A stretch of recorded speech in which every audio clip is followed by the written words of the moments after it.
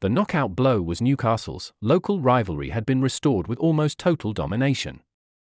Eddie Howe's side won their first derby for 13 years, subduing a ferocious home crowd, overcoming intimidating, unsavoury chants and banners, and a game of passionate competition. At 3-0 up, after Alexander Isak's penalty, there was a rendition of "Sunderland Til I Die" from the Mackem fans. Quite right too. Defiance in defeat. Promotion still to play for. Can we have more of these intense encounters, please? With all the sickening tension, niggle and ruthless fan humour.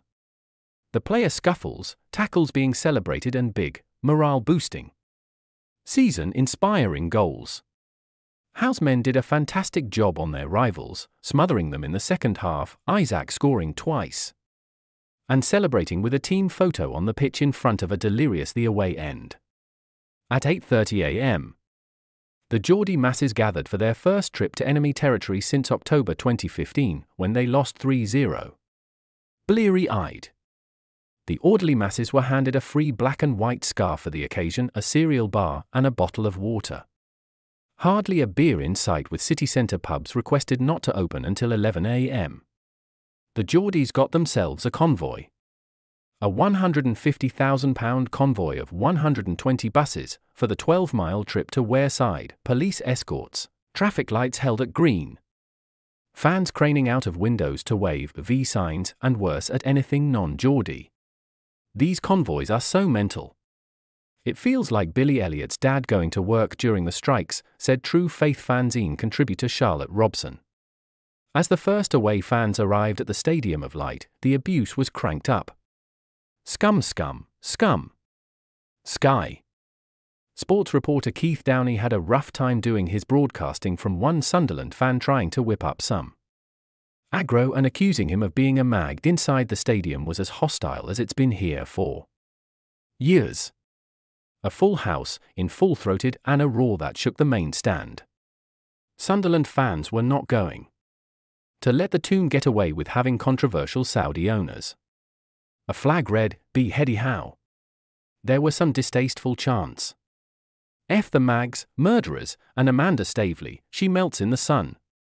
Kieran Trippier was repeatedly taunted in mass chanting from the home terraces.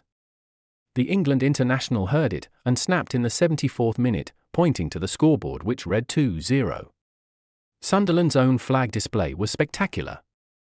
Wear-Tyne spelled out in red and white. These young lads follow in the footsteps of legends, a long banner read. Legends indeed, who had won 6 out of the last 7 games and not lost to Newcastle since 2011. Paolo Di Canio's knee slide. Jermaine Defoe's derby volley, Adam Johnson's last-minute winner. All moments. For 20 minutes, the malice and vitriol seemed to unsettle the visitors, who were also grasping for form after 9 defeats in 13 games and a 2-month slide. No noise from the Saudi boys? But the tide turned. Sunderland banked up, squeezing spaces, and offered little in attack. And as the home crowd ebbed, Newcastle came on strong.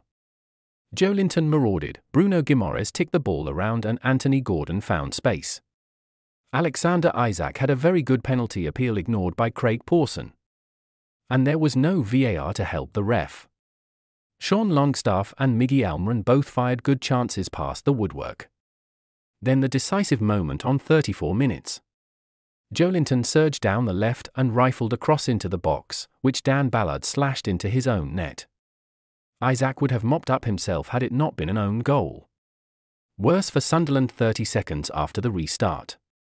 Pierre-Emerick was robbed by Almiron, who crossed for Isak to make it 2-0. Confidence restored, there was an element of showboating from the visitors as they exploited extra space. Bruno Guimaraes smashed into a tackle and celebrated like it was a goal in front of the away end. Luke O'Neill responded with a reducer on sub Lewis Miley and pumped both fists. Aggression wasn't enough for Sunderland. Newcastle bossed them. It was a £10 million squad against a £375 million outfit. And it showed. This link privacy notice.